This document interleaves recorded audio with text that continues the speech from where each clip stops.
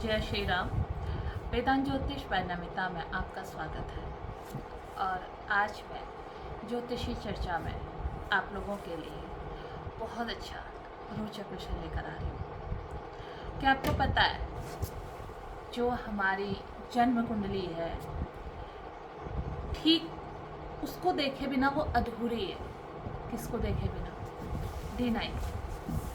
तो जब तक मैं आपसे D9 की बात करती हूँ, आपने अभी तक अगर मेरा चैनल सब्सक्राइब नहीं किया है तो आप मेरा चैनल सब्सक्राइब कीजिए, इसे लाइक कीजिए, शेयर कीजिए। और अब आपने क्या करना है, अपनी जन्म कुंडली उठानी है। ऐसी एक जन्म कुंडली आप लोगों के पास होगी, ठीक है। ये जन्म कुंडली हमारा एक प्लेन चार्ट है, ठीक सेम ऐसा ही हमारा D9 भी होता है। जैसे लग्न कुंडली में देखता है ना, पहले घर में कौन सा लग्न बना है, ठीक ऐसे ही आप D9 को देखिए कि D9 में यहाँ पर कौन सा अंक लिखा है। अब ये अंक जब आप देख लेते हैं तो आप कमेंट के माध्यम से मुझे अपने D9 का लग्न लिखिए कि आपके D9 का लग्न क्या है। अब ये D9 है क्या, फिर आपको एक बार बता देती हूँ। D9 हमारा क्या है, हमारे जन्म कुंडली का ये 9th हाउस है। इसको हमने पूरे 12 हिस्सों में बांट दिया, अलग अलग हिस्सों में इसको बांट दिया है। अब इसका बारीकी से जब हम अध्ययन करते हैं, इसी को हम कुंडली का नवांश चार्ट कहते हैं। और अगर हमने D9 चार्ट नहीं देखा और बिना इसके D1 से ही व्यक्ति का प्रेडिक्शन कर दिया, तो आपको पता है ये कैसे है। ये वैसे ही है कि हमने पेड़ तो लगाया और उसमें टहनियाँ नहीं है, तो फल कहाँ से आएंगे। इसलिए D9 चार्ट देखना जरूरी है। अब D9 का जो अगर हम किसी भी चीज़ को देखते हैं, इसका कोई भी भाव देखते हैं, माना D9 का हम भाग्य का भाव देखते हैं। D9 का जो भाग्य का भाव है, ये हमारे भाग्य का बिल्कुल बारीक अंश है। यहाँ से हम पता लगा सकते हैं कि हमें क्या मिलने वाला है। अब आप अपनी थोड़ा सा मतलब आपको थोड़ा सा ये ट्रिकी लग सकता है कि मैं आपको क्या बता रही हूँ, लेकिन आप थोड़ा सा ना कंसंट्रेट कर आज के विषय को सुनेंगे तो यकीन जानिए वीडियो के अंत तक का आपको अपना चार्ट देखना बहुत बेहतर तरीके से आ जाएगा। आप खोलिए अपना D9 का चार्ट और बस आपको थोड़ा सा लग्न चार्ट को साथ में लेकर चलना है, क्योंकि हम लग्न चार्ट को बाईपास नहीं कर सकते हैं बिना उसके, क्योंकि D9 निकला कहाँ से है, D9 लग्न चार्ट से निकला हुआ है। अब आपने ये देखना है कि आपका अगर आपने अपनी शिक्षा देखनी है कि मेरी शिक्षा कैसी है, इसको पता है हम D9 से कैसे देखेंगे। आप अपने पंचम भाव का स्वामी देखिए कि आपके पंचम भाव का स्वामी कौन सा है। सपोज आपके पंचम भाव का स्वामी आपकी कन्या लग्न की कुंडली है। कन्या लग्न में पंचम भाव का स्वामी कौन बना, शनि बना है। अब आपने D9 में शनि कहाँ बैठा है ये देखना है। अब D9 में शनि माना सपोज आपके लग्न में ही बैठ गया और आपका लग्न में शनि बैठ गया, तो इसका मतलब क्या है, आपके जीवन में आप जिस चीज़ का भी भविष्य में ज्ञान लेना चाहेंगे, जिस ज्ञान में भी हाथ डालना चाहेंगे, उसकी आप प्राप्ति कर लेंगे। क्योंकि पंचम भाव हमारा पूर्व पुण्य कर्मों का भाव भी है।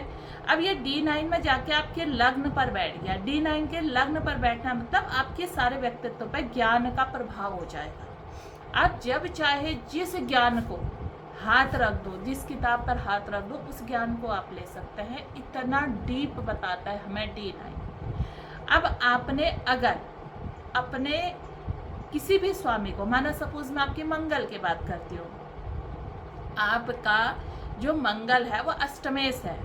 कन्या लग्न में भी मंगल अष्टमेश होता है और मेष लग्न में भी मंगल अष्टमेश होता है। अब यहाँ जाके अब देखिए, अष्टम भाव हमारा क्या है, त्रिक भाव है। आपने देखा यार कि मेरा तो लग्न अष्टमेश जो है वो मेरे लग्न पर बैठ गया, मुझे तो ये बहुत ज़्यादा कष्ट देगा, मतलब दुखों से भर देगा भाई आपका जीवन, अगर अष्टम भाव का स्वामी जो है आपके लग्न पर बैठ गया।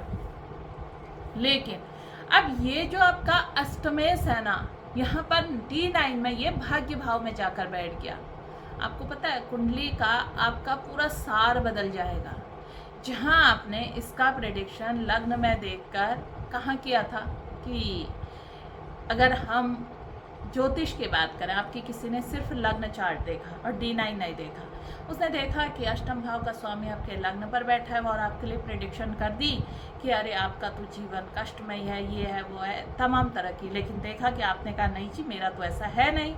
अब ऐसा नहीं है तो क्यों नहीं है, तब जाकर मैंने वो D9 देखा कि अगर अष्टम का स्वामी हमारे लग्न पर बैठा है और उसके बावजूद भी आपके जीवन में कष्ट नहीं है और आप तरक्की पर तरक्की किए जा रहे हैं, तो ऐसा क्यों हो रहा है? ऐसा इसलिए हो रहा है कि हमने आपका D9 चार्ट खोला और आपका D9 चार्ट बहुत ब्यूटीफुल, यानी कि जो अष्टम का स्वामी था वहाँ आपके भाग्य भाव पर चला गया।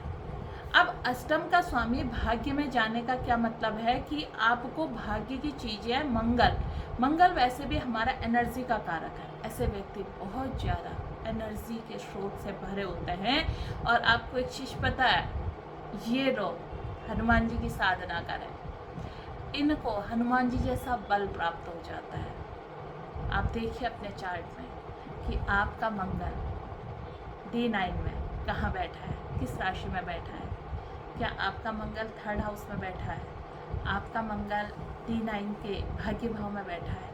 सच में अगर इन 2 जगह पर आपका मार्स बैठा है तो यकीन जानिए आप कभी भी ऊर्जा को खराब नहीं करेंगे। आपकी ऊर्जा आपके जीवन में बहुत काम आएगी। एक बार अपना D9 चार्ट अवश्य चेक कीजिए। अब ऐसे ही ठीक अगर मैं आपके तुला लग्न की बात करूँ, तुला लग्न कितने से शुरू होता है? 7 नंबर से। अच्छा, जब हम तुला लग्न की बात करते हैं, तुला लग्न में अष्टम भाव में कौन सी राशि बनती है? शुक्र की राशि बनती है नहीं बनती है? अब ठीक D9 में ये शुक्र कहाँ चला जाए? लाभ भाव में चला जाए। इसको हम कहते हैं निदिनांशा। ये अब आपको तो लगेगा कि अरे मेरा तो लाभ भाव में शुक्र गया है, मुझे तो बहुत लाभ होगा। अब वहाँ तो ये आपका लग्नेश है या नहीं है लग्न चार्ट में, और यहाँ ये लाभ में भाव में चला गया D9 में। ऐसे व्यक्ति के जीवन में बहुत सारी प्रॉब्लम्स आती हैं, खास तौर पर इनको स्त्रियों से कष्ट मिलता है। तो अब आपने क्या करना है? अब ऐसा नहीं कि आपने एक ही बात मेरी सुनी और अपना डिसीजन ले लिया, ऐसा नहीं होता। बाकी चीज़ें भी हमें चेक करनी पड़ती है, इसके अलावा और चार्ट भी होता है। ऐसे में आपने क्या करना चाहिए, क्योंकि जो 11th हाउस है ना, वो हमारा लाभ भाव है उस जन्म कुंडली में, और इसमें भी वही है। तो ऐसे में हमें स्त्री जाति के ऊपर, स्त्रियों के ऊपर एक सम्मान रखना चाहिए उनका। अगर हम लक्ष्मी है ना, स्त्री स्वयं में क्या है? लक्ष्मी है। और अगर हम उनका सम्मान करते हैं तो ये चीज़ हमारे पास बहुत अच्छे से चल कर आती है।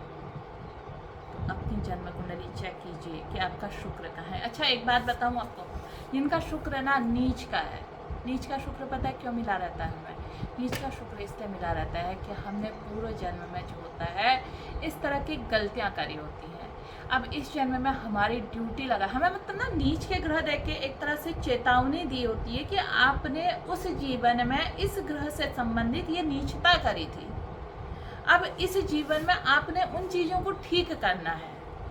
और उच्च के ग्रह का क्या मतलब है कि आपने उस जीवन में इनसे संबंधित बहुत अच्छे काम किए थे, लेकिन क्या होता है, उच्च के ग्रह लेकर हम अहंकार से फूल जाते हैं और नीच के ग्रह लेकर हम परेशान हो जाते हैं। ना उच्च के ग्रह अच्छे, ना नीच के ग्रह अच्छे। ग्रह तो ग्रह है, बस हमें एक संदेश देते हैं हमारे ग्रह। आज मैं D9 चार्ट इसलिए आपसे व्याख्या कर रही हूँ कि जनरली जो लोग देखते हैं ना, केवल एक चार्ट से जन्म कुंडली को देखकर आपको प्रेडिक्ट कर देते हैं। कई बार ऐसा होता है कि वो चीज़ सही नहीं होती है, कई बार वो चीज़ हमारे साथ वर्क नहीं करती है, फिर हम परेशान होते हैं, फिर हम दूसरी, तीसरी, चौथी जगह भागते हैं। जन्म कुंडली दिखाते समय एक बात ज़रूर ध्यान रखिए, अगर आपका जो ज्योतिषी है वो अगर आपसे D9 की बात नहीं करता है, इसका मतलब है कि उसने अगर आपकी 4 कुंडली, कम से कम एक अच्छा ज्योतिषी जो होगा ना, वो आपकी 4 कुंडली पर वर्क अवश्य करेगा। D1, D9, D10 और चंद्र कुंडली, ये 4 कुंडलियाँ हमें एक मोटा मोटा बारीक रिजल्ट अगर हमने किसी को देना है, करियर पर देना है, आपने किसी को, अपने विवाह पर किसी को देना है, अपने संतान पर किसी को देना है, तो चंद्र कुंडली से भी संतान का देखा जाता है। आज मैंने जैसे आपको D9 की बारीकी बताई, आने वाले टाइम में मैं D9 के आपको एक एक हाउस की जानकारियाँ दूंगी कि D9 का एक एक हाउस कैसे हमारे लिए अच्छा होता है। आज इतना ही, फिर मिलती हूँ मैं एक नए विषय को लेकर, नई चर्चा को लेकर। जय श्री राम, नमस्कार।